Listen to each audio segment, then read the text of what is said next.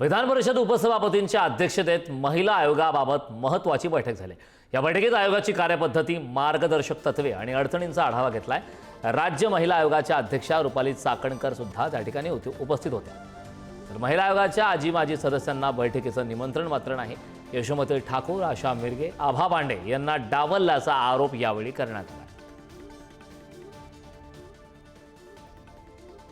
विदर्भातल्या 11 जिल्हे आणि मराठवाड्यातले 8 जिल्हे यातल्या कुणालाही बोलवलं नाही।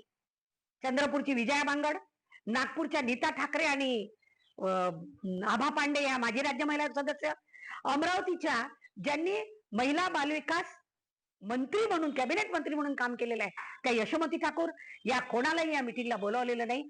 हा माझा आक्षेप आहे। आणि मग माझ्या भावड्या मनाला प्रश्न पडतो की काय मुंबई, नाशिक, पुणे इथेच महिलांवर अत्याचार होतात? विदर्भातल्या महिलांवर अत्याचार होत नाही?